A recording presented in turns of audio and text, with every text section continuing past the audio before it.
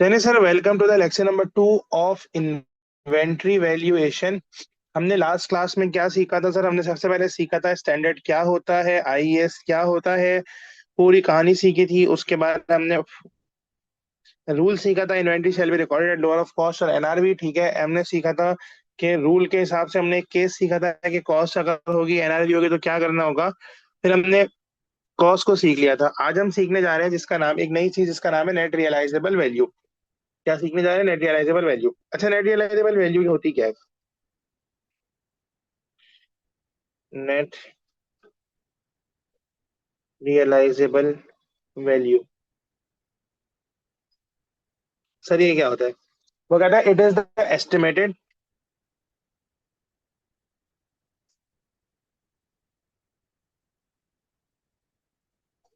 Selling price of inventory after subtraction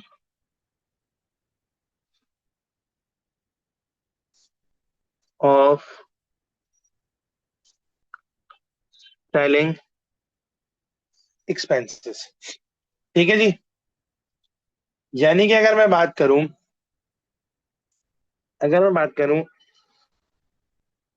NRV क्या होती है, तो मैं ये कह सकता हूँ selling price, estimated selling price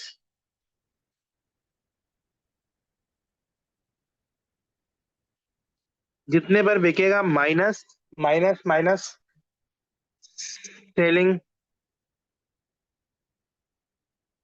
expenses. Sir आप सारी चीजें ना छोड़ के जरा मेरी तरफ देखिएगा। ठीक है, मैं आपको बताता हूँ एक चीज। सर मेरे पास ना एक इन्वेंट्री है, 5,000 यूनिट्स। एक तरफ रखे हुए 10,000 यूनिट्स। सर ये जो 5,000 यूनिट्स है ना, ये 5,000 यूनिट्स हो गए हैं क्या? डैमेज्ड। और सर ये है नॉर्मल। सर सारी चीजें छोड़कर मेरी तरफ देख लें प्लीज। पहले मुझे बताएं, ये चीजें समझ में आती हैं? मेरे पास दो चंक ऑफ गुड्स पड़े हुए, 5,000 यूनिट्स एक अलग जगह पर रखे हुए। ठीक है, 10,000 यूनिट्स एक अलग जगह पे रखे हुए। ठीक है, यस या नो में जवाब दें। मुझे एक बात बताएं, अगर मैं कहता हूं कि ये दोनों गुड्स सेम है, आइडेंटिकल गुड्स है, एक ही गुड्स है। ठीक है, ये दोनों एक ही गुड्स है, एक ही चीज है ये दोनों। ठीक है, सेम गुड्स है, सेम गुड्स है। ठीक है, मुझे एक बात बताएं, क्या इनकी कॉस्ट सेम होगी? हाँ सर। लेट से 100 रुपए लगे मुझे बनाने में। डन। दोनों की कॉस्ट हो गई 100 रुपए। अब गौर से सुनिएगा, सिर्फ सिर्फ सुनते रहिएगा, कुछ लिखने की जरूरत नहीं है, मैं बड़ी कॉन्सेप्चुअल चीज समझा रहा हूँ। सर मैं नॉर्मल हालात में सेलिंग प्राइस मेरे पास है, मैं 25% अपना प्रॉफिट रखता हूँ, यानी कि मैं इसको 125 की बेचता हूँ, और मेरा प्रॉफिट कितना होता है सर? 25 रुपए का मेरा प्रॉफिट होता है। सर यहां तक कोई परेशानी?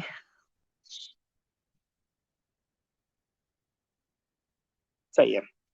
सर मुझे एक बात बताएं कि मैं अभी बात करता हूं इस प्रोडक्ट की,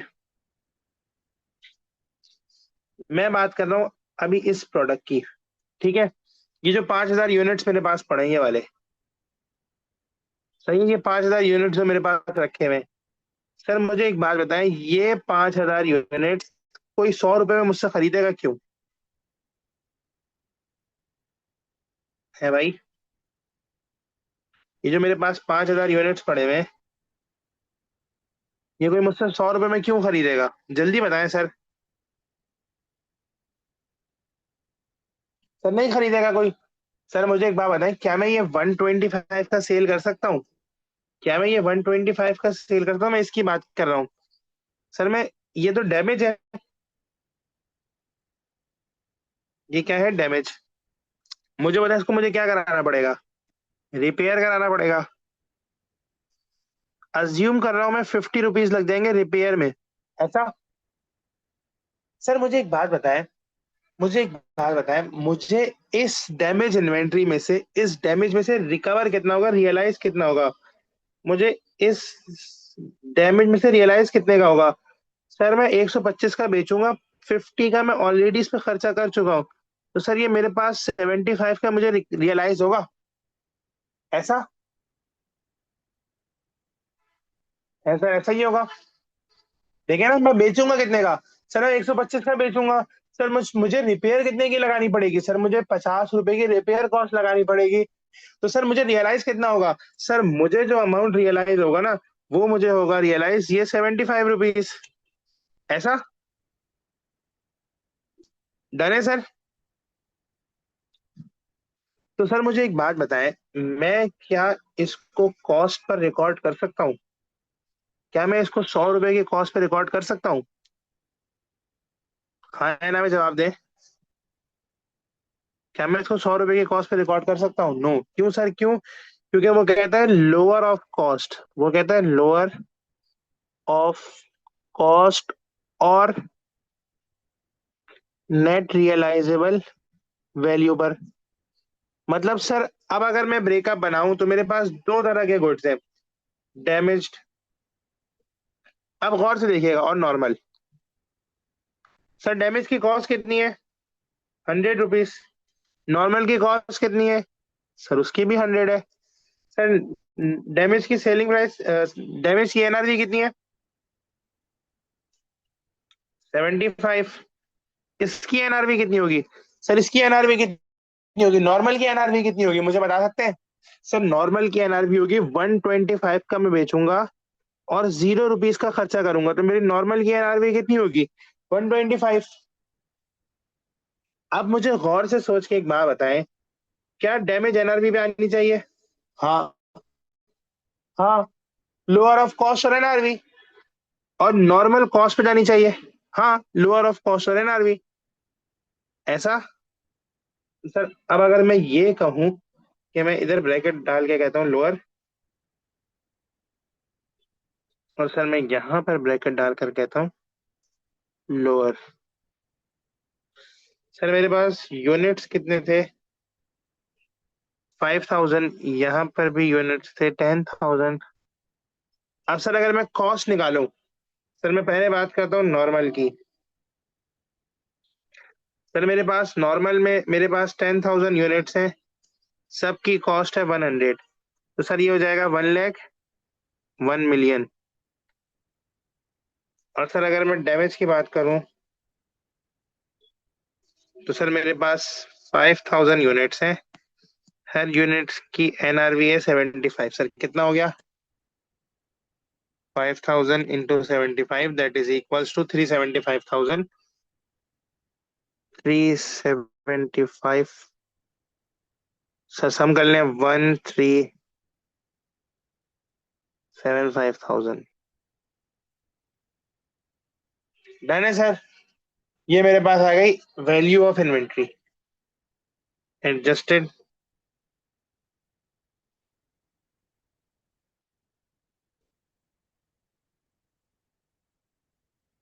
सर ये समझ में आई बात?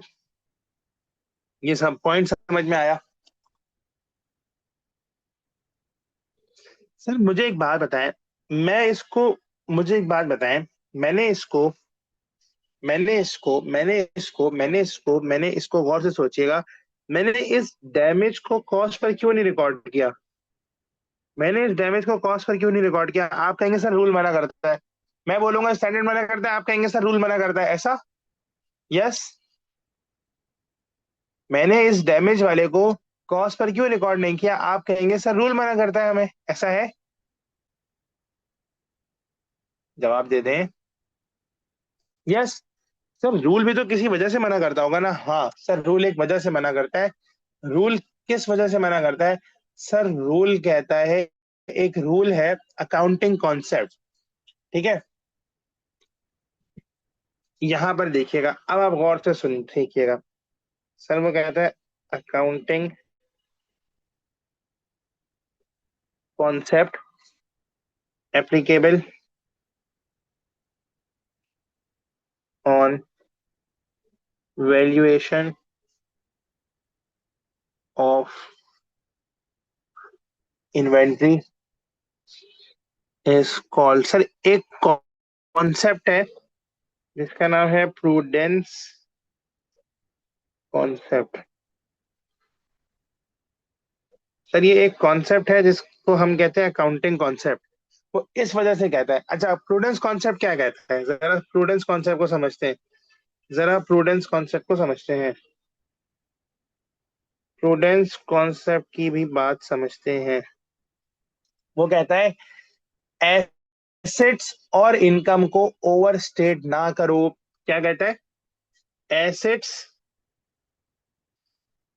And incomes should not be overstated।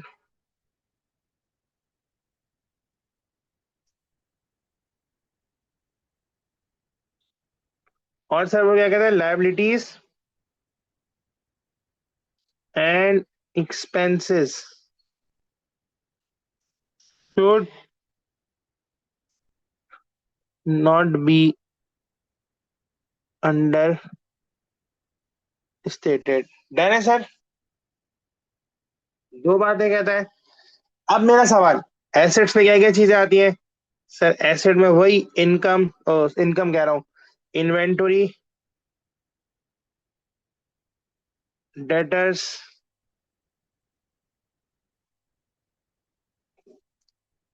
And fix asset, ये लॉन्ग टर्म एसेट कह रहे हैं आप। वो कहता है यार ये सारी चीजें ओवरस्टेट नहीं होनी चाहिए, नहीं होनी चाहिए, नहीं होनी चाहिए, ठीक है? डन है सर? तो हम इस अकाउंटिंग कॉन्सेप्ट की एप्लीकेबिलिटी को लेते हुए, सही है, हम इस अकाउंटिंग कॉन्सेप्ट की एप्लीकेबिलिटी को लेते हुए जब भी हम कॉस्ट को किस पर रिकॉर्ड करते हैं? लोअर ऑफ कॉस्ट और नेट रियलाइजेबल वैल्यू पर। मुझे अब बताएं सारी चीजें छोड़कर कि आपको ये बात समझ में आती है?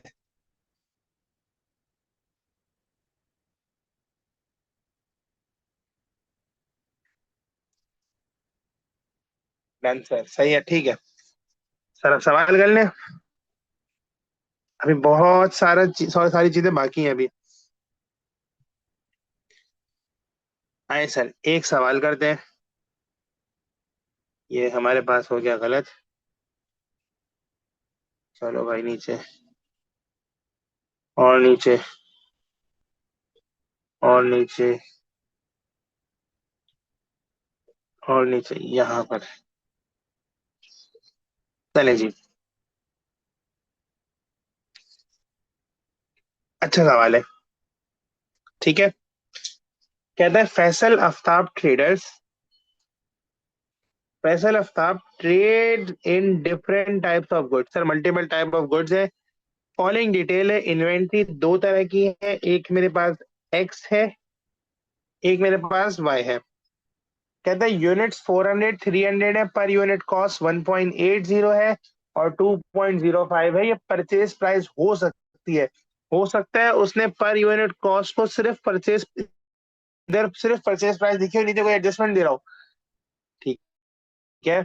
फिर आपको सेलिंग प्राइस देता है 1.90 की और 2.90 की। कहता है carriage inverts was charge at the rate of 0.15 per unit on inventory type x. Type x पर, इन्वेंट्री टाइप एक्स पर 0.15 का कैरेज इनवर्ट चार्ज किया जाता है। एंड 0.25, अच्छा इसको थोड़ा सा सही कर लें, सही कर लें। देखिए 0.15 on inventory type X and 0.25 on inventory type Y. उसने आगे एक और अच्छी बात की, उसने कहा यार this is not included in the cost per unit shown above. वो कहता है ये जो तुम्हारे पास कॉस्ट आ रही है ना, ये 0.15 और ये 0.25 इसमें इंक्लूडेड नहीं है। इसका मतलब मैंने सही कहा था ये परचेज प्राइस होगी, है ना? मैंने सही कहा था ना ये परचेज प्राइस होगी। हाँ सर पॉसिबिलिटी है कि ये परचेज प्राइस ही हो। डन है। कहता है calculate total value of the inventory on 31st March 20x7। फिर कहता है explain the calculation in your answer to A and state the accounting principle you have applied. सही है। सर मेरा आपसे सवाल है, मैं चाह रहा हूँ थोड़ी सी वर्किंग करें, इन्वेंट्री टाइप एक्स को सॉल्व करके दिखा दें। टाइप वाई मैं करा दूंगा, आप सिर्फ एक्स कर दें।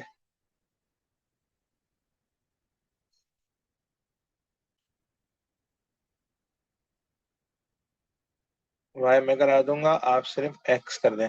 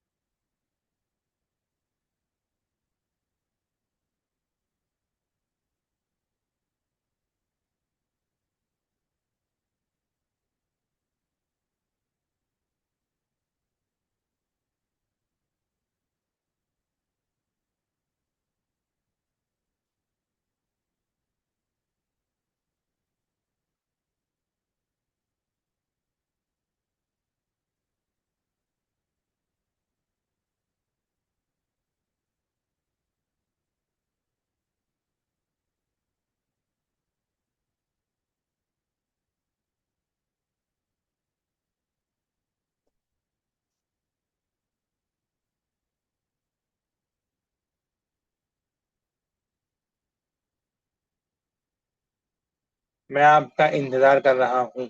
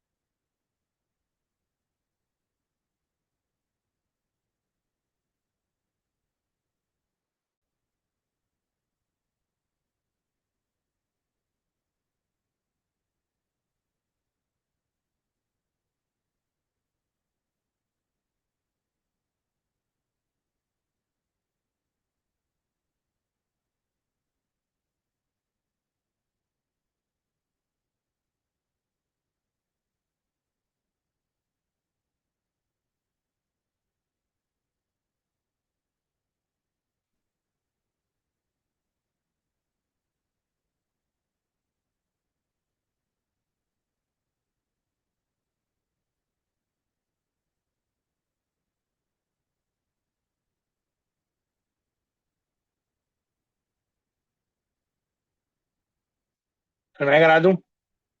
नहीं हो रहा? जी सर। मैं दोनों ही करा देता हूँ सर। सर सबसे पहले आते हैं टाइप एक्स पर।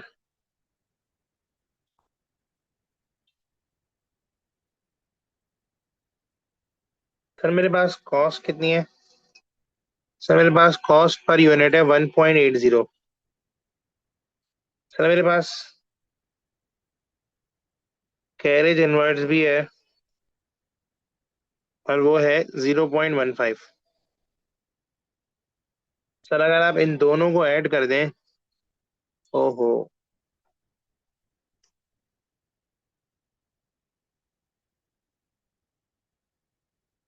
सर अगर आप इन दोनों को ऐड कर देंगे तो आपके पास बनेगा अप्रोक्सीमेटली 1.80, 0.15, तो ये बनेगा 1.95। ये हो गई एडजस्टेड कॉस्ट,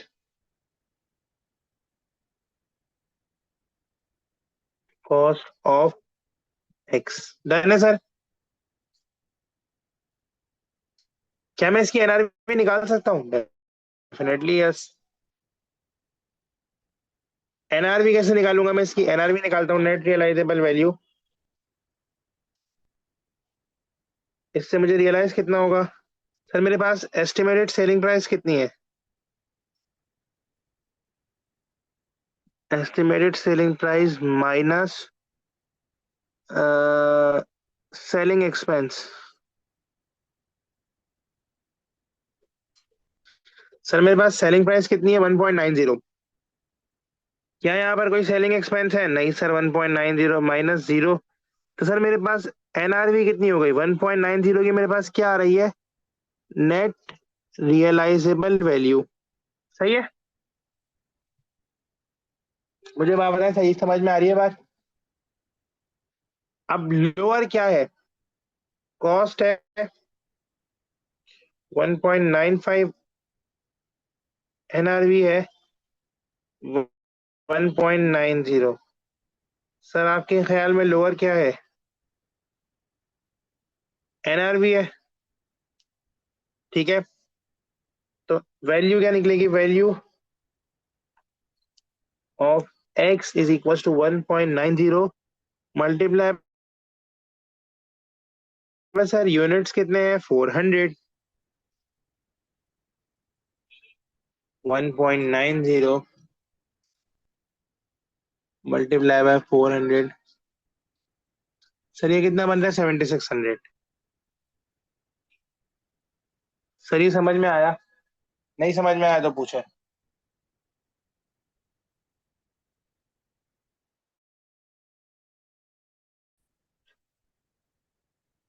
टाइप एक्स खत्म। समझ में आ गया?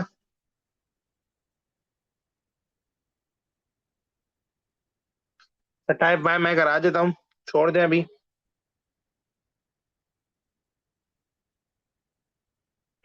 सही है सर। सर मेरे पास कॉस्ट कितनी है टाइप वाई की? सर मेरे पास कॉस्ट है 2.05। कैरेज इनवर्ट्स कितना है?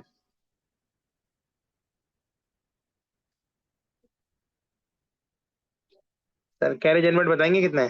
सर खुद ही चेक कर लेना यार ऊपर जाके। सर वो है 0.25 का। जीरो। सर एडजस्टेड कॉस्ट कितनी आ गई?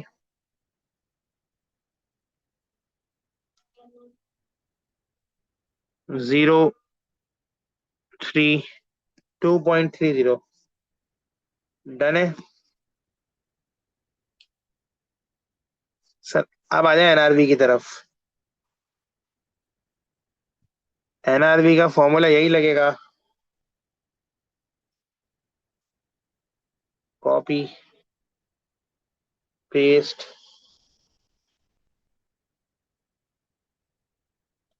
सर मुझे एक बात बताएं, एस्टिमेटेड सेलिंग प्राइस कितनी है? सवाल में एस्टिमेटेड सेलिंग प्राइस 2.90 दी हुई है। सर कोई मेरे पास सेलिंग एक्सपेंस नहीं है, तो मेरे पास 2.90 माइनस जीरो, एनआरवी आ गई मेरे पास 2.90। सर क्या सवाल में कभी भी सेलिंग एक्सपेंस नहीं होगा? नहीं होगा। पांच लेवल में जो सवाल आता है उसमें लास्ट में सेलिंग एक्सपेंस होता है। ठीक है, एनआरवी आ गई। सर आप निकाल लें, कॉस्ट कितनी है? 2.30। एनआरवी कितनी है? 2.90। सर लोअर कित कौन है? सर लोअर क्या है? सर लोअर है कॉस्ट। वैल्यू निकालें आप इन्वेंट्री की। वैल्यू ऑफ इन्वेंट्री बनेगी सर 2.30 मल्टीप्लाई बाय कॉस्ट को हम यूज करेंगे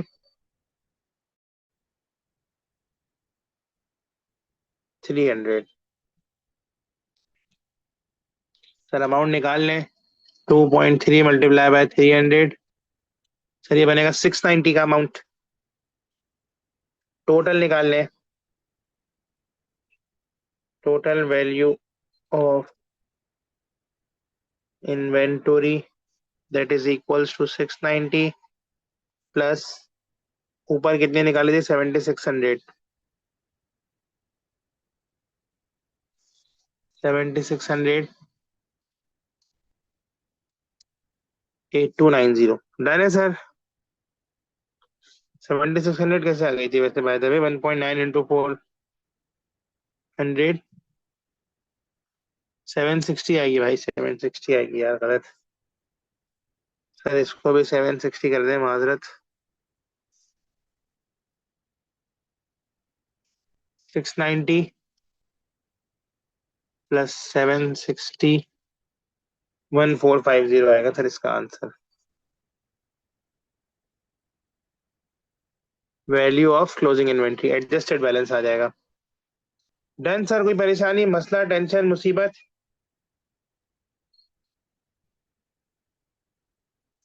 आसान टॉपिक है बहुत। कुछ भी मुश्किल नहीं लग रहा, आसान है। सर एक और सवाल दे करा लें।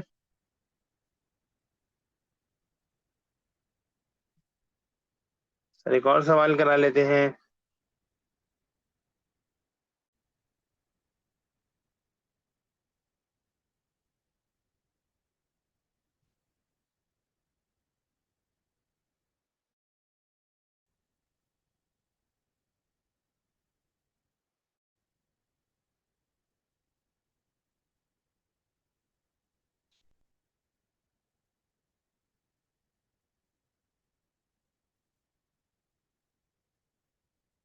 सर ये रहा। अब उसने एस्टिमेटेड सेलिंग कॉस्ट भी दे दी। कहता है Humayun Faiyaz is a small trader, ठीक है, deals in different type of goods, ठीक है, he has the following information. Sir अब तीन टाइप की इन्वेंट्री है, एक ए है, एक बी है और एक सी है। ठीक है सर। कॉस्ट है, पर यूनिट कॉस्ट है, सेलिंग प्राइस पर यूनिट है, एस्टिमेटेड सेलिंग प्राइस है, एस्टिमेटेड सेलिंग कॉस्ट है। सॉरी, कहता है कैरेज इनवर्ट है 0.05 on type A, 0.10 on type two, type C. Type B पर कोई कैरेज इनवर्ट नहीं है। अच्छा, टाइप बी पर कोई कैरेज इनवर्ट नहीं है। कहता है calculated total cost of inventory. सही है। अच्छा, याद रखें, आप जो है ना इस सवाल को या किसी भी सवाल को दो तरह से लेकर चल सकते हैं। ठीक है, you can follow two formats. Sir आप एक तरह से इस तरह लेकर चल सकते हैं कि आप उसमें टोटल में लेकर चलने, मतलब इन मल्टीप्लाई बाय यूनिट्स भी कर दें। और सर आप इसको इस तरह भी लेकर चल सकते हैं कि आप जो है ना इसको मल्टीप्लाई बाय यूनिट्स ना करें, बल्कि पर यूनिट पर लेकर चलें। तो जैसा आप चाहें इसको उस तरह से लेकर चल सकते हैं। ठीक है, उसने पर यूनिट पर सवाल रखा हुआ है, आप भी पर यूनिट पर लेकर चलेंगे तो ज्यादा बेहतर होगा। सारी चीजें उसने पर यूनिट दी हुई है। ठीक है, selling price per unit, estimated selling cost ये भी पर यूनिट ही होगी, याद रखिएगा। सही है। क्या ये बात समझ आती है? सर मैं ये सवाल करा देता हूँ जल्दी से। ठीक है, सर इसका सॉल्यूशन देख लें।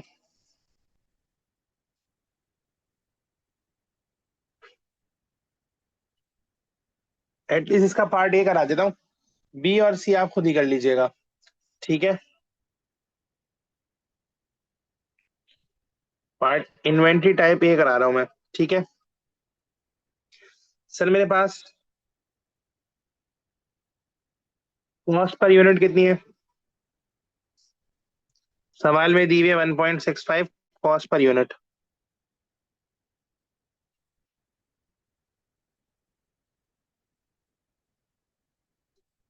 डन। सर फिर मेरे पास कैरेज इनवर्ट चार्ज हुआ 0.05 का। सर आप लिख दें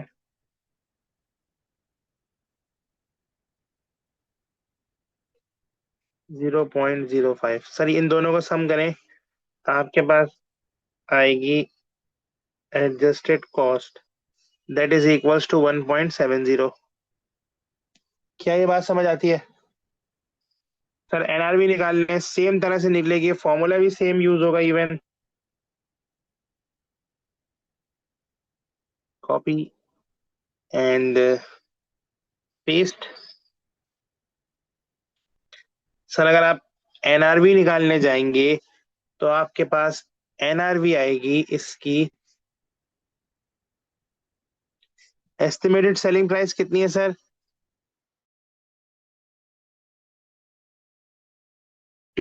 2 रुपये हो। ठीक है, 2 रुपीज सेलिंग प्राइस है, और 0.10 का सेलिंग कॉस्ट है। तो 1.90 की आपके पास क्या आ गई? एनआरवी। कंपैरिजन, कॉस्ट निकाल लें। कॉस्ट आपके पास आ रही थी 1.70, एनआरबी आपके पास आ रही है 1.90। लोअर क्या है सर? लोअर आपके पास है कॉस्ट। तो किस पर रिकॉर्ड होना चाहिए ये? Sir cost per. Sir value of inventory निकालने हैं।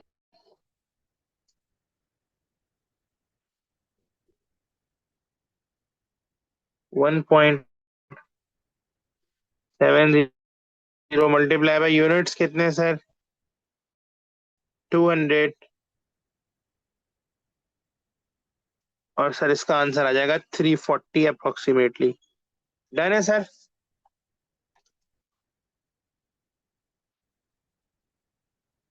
सर मैं पार्ट बी भी करा दूं?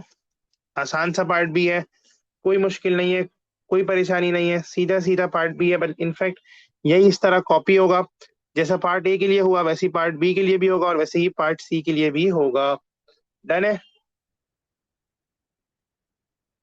कॉपी कर लें सर। सर आप यहाँ पर पेस्ट करें, आधा ऊपर ले जाइएगा, आधा यहीं एडजस्ट कर लीजिएगा। इनफैक्ट एक काम करें, इसको ऊपर ही ले जाएं, यहाँ से उठा के। ना, ना, चले सर। ये हो गया पार्ट बी के लिए।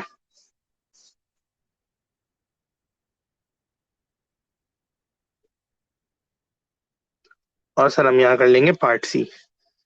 फॉर्मेट तो सेम ही रहेगा, चाहे हम कोई सा भी पार्ट करें, बस कॉन्सेप्ट थोड़ा सा तीनों में अलग अलग है।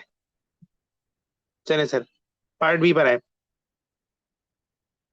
सर मुझे एक बात बताएं, कॉस्ट पर यूनिट कितनी है? अलग है, अलग है, अलग है। ये अमाउंट भी अलग होगी, ये भी अलग होगी, ये भी अलग होगी, ये भी अलग होगी, और ये भी अलग होगी। लोअर पता नहीं क्या होगा, वैल्यू पता नहीं क्या होगी। चले सर। अरे अरे अरे, गलत कर दिया, गलत कर दिया, अपनी वर्किंग मिटा दी भाई, एक ही वर्किंग मिटा दी।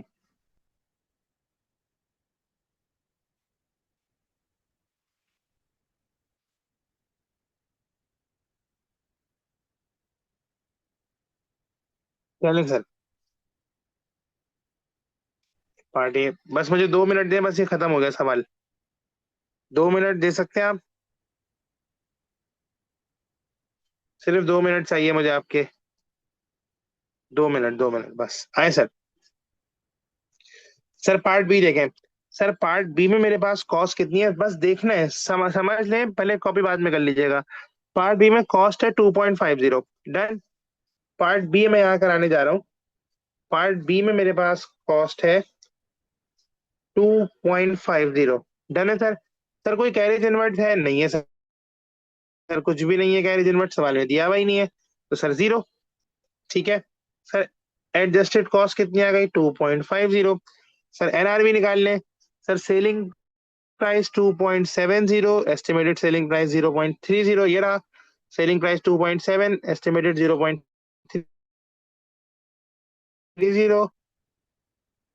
सर 2.70 और 0.30, तो सर ये आ जाएगा 2.40 की मेरे पास एनआरबी। सर कंपेयर करें। सर मेरे पास कॉस्ट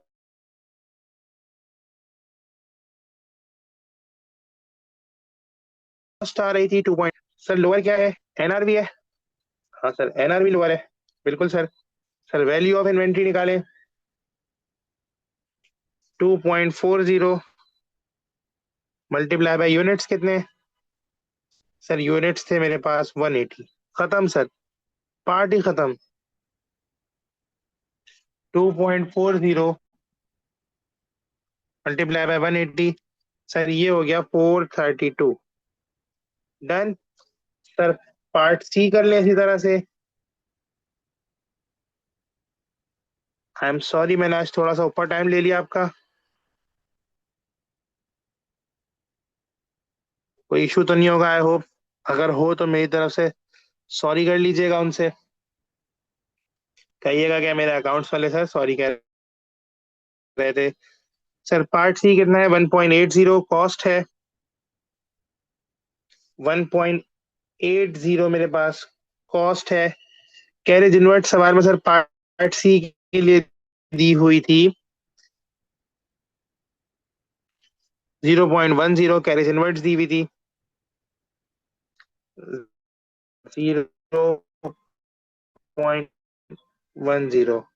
1.90 मेरे पास हो गई एडजस्टेड कॉस्ट। डन सा है सर। 2.30 की आपके पास एस्टिमेटेड सेलिंग प्राइस और कॉस्ट कितनी है, एस्टिमेटेड सेलिंग कॉस्ट कितनी है सर? 0.20। सर 2.30 लेस 0.20 बचा 2.10। कंपेयर करें कॉस्ट कितनी है सर? कॉस्ट थी 1.90, एनआरवी 2.10। लोअर क्या है? कॉस्ट है, तो लोअर पर ही रहना चाहिए बिल्कुल। सर वैल्यू ऑफ इन्वेंट्री निकालने। ओहो, 1.90 मल्टीप्लाई बाय यूनिट्स कितने हैं सर मेरे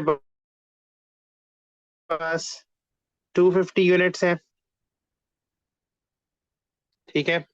1.9 multiply by 250 that is equal to 475। A B C values कितनी आ रही है सर? ए था मेरे पास 340, बी था मेरे पास 432, 340, 432 और सी मेरे पास है 475। सर इन सबको सम कर लें। 340 प्लस 432 प्लस 475। सर ये है 1247। सर आप इसको पता है क्या बोलेंगे? इसको आप बोलेंगे वैल्यू ऑफ